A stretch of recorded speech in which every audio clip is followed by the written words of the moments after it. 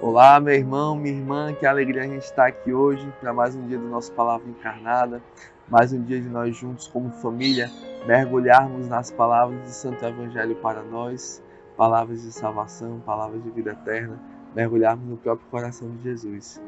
Então hoje, vamos juntos, mais um dia, sábado, dia 12 de fevereiro, nós nos reunimos em nome do Pai, do Filho e do Espírito Santo. Amém. Vinde, Espírito Santo, enchei os corações dos vossos fiéis e acendei neles o fogo do vosso amor. Enviai, Senhor, o vosso Espírito e tudo será criado e renovareis a face da terra. Oremos. Ó Deus, que instruíste os corações dos vossos fiéis com a luz do Espírito Santo, fazer que apreciemos retamente todas as coisas, segundo o mesmo Espírito, e gozemos sempre de suas consolações, por Cristo, Senhor nosso. Amém. Bem, pessoal, o Evangelho de hoje está lá em Marcos, capítulo 8, versículos de 1 a 10. Naqueles dias, havia de novo uma grande multidão, e não tinham o que comer. Jesus chamou os discípulos e disse: Tenho compaixão desta multidão, porque já faz 3 dias que está comigo e não tem nada para comer. Se eu os mandar para casa sem comer, vão desmaiar pelo caminho, porque muitos deles vieram de longe. Os discípulos disseram: Como poderia alguém saciá-los de pão aqui no deserto? Jesus perguntou-lhes: Quantos pães tendes? Eles responderam: 7. Jesus mandou que a multidão se sentasse no chão. Depois pegou os 7 pães e deu graças, partiu-os e ia dando aos seus discípulos para que os distribuíssem. E eles os distribuíam ao povo. Tinham também alguns peixinhos. Depois de pronunciar a bênção sobre eles, mandou que os distribuíssem também. Comeram e ficaram satisfeitos. E recolheram 7 cestos com os pedaços que sobraram. Eram 4.000 mais ou menos. E Jesus os despediu, subindo logo na barca com seus discípulos. Jesus foi para a região de Dalmanuta. Meus irmãos, essas são para nós palavras da nossa salvação. Glória a vós, Senhor. Gente, então aqui a gente está em uma daquelas cenas, um dos milagres da multiplicação dos pães, que são 2 ocasiões que são narradas pelos evangelhos. E aqui é muito forte, a gente mergulhar e entender o sentimento de Jesus, o coração de Jesus, a compaixão de Jesus, que é tão forte, e até em contraponto com o coração dos discípulos, que ainda estavam muito distantes do coração de Cristo, ainda não sentiam com os sentimentos de Jesus, ainda não conseguiam olhar com o olhar de Jesus, e por isso iam tomando atitudes concretas, caminhos de vida, escolhas muito diferentes daquelas de Jesus, daquelas que Jesus desejava para eles. Muitas vezes assim também somos nós na nossa vida hoje, por não estarmos nesta comunhão íntima com Cristo ainda, por não conhecermos seus sentimentos, suas preferências, seu coração, por uma vida de intimidade com o Senhor, nós vamos fazendo escolhas pela nossa própria cabeça que pensa muito diferente de Cristo, Então aqui a gente tem uma grande multidão que seguia Jesus, que deixou ali seus afazeres cotidianos, porque viu ali em Jesus uma resposta, um profeta, um grande homem de Deus. A humanidade que tem sede de Deus viu ali sua sede sendo saciada e seguiu aquele homem sem preocupações. Você vê que eles seguiram durante 3 dias e aqueles mantimentos que eles tinham levado para a viagem, para o deserto, já tinham se acabado e eles estavam sem ter o que comer, e quem vai pensar neles é o próprio Jesus. Isso já nos ensina alguma coisa. Jesus, muito antes de nós nos preocuparmos, de nós precisarmos cuidar da nossa vida, Jesus já sabe tudo o que nós precisamos. É como aquela passagem do Evangelho que Jesus fala: olhai os lírios do céu, olhai as aves do céu, olhai os lírios do campo. Deus os alimenta. O vosso Pai do céu sabe que vocês precisam de tudo isso. Homens de pouca fé, por que duvidais? Por que a gente duvida?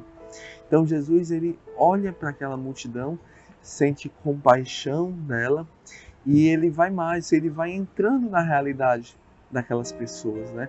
Ele sabe que elas já estão há 3 dias com eles, 3 dias sem comer.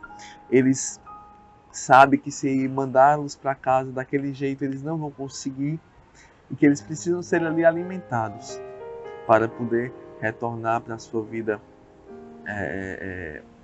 cotidiana, né? Para as suas cidades, para as suas casas. Então Jesus, ele entra, ele se importa, ele sofre com aquelas pessoas, ele toma atitudes concretas para poder solucionar as necessidades das pessoas, né?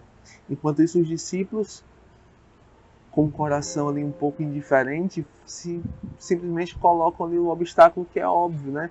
Como é que a gente pode saciar, como é que qualquer pessoa pode saciar de pão no deserto uma multidão desse tamanho? É impossível, né?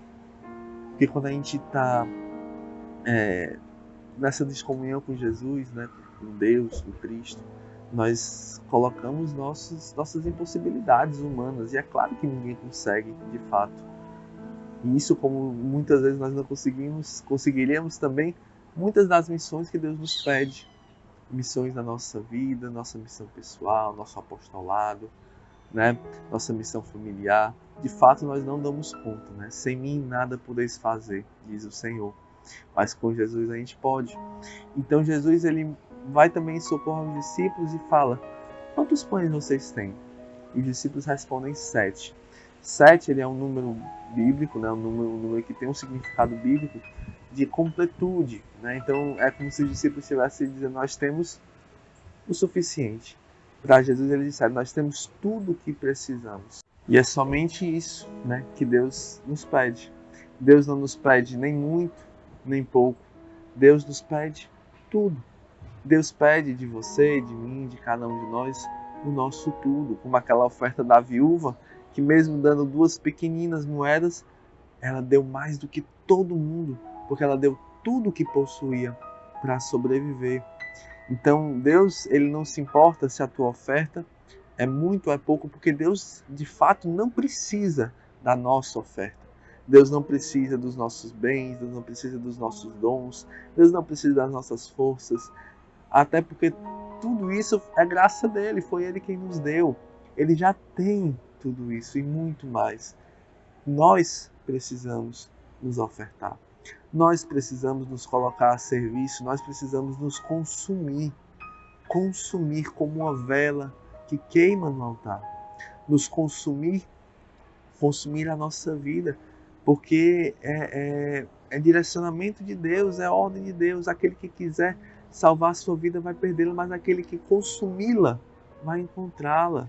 É a vida verdadeira, a vida que não passa, 100 vezes mais, já nesta terra e a vida eterna. Então a gente não pode ter medo de perder.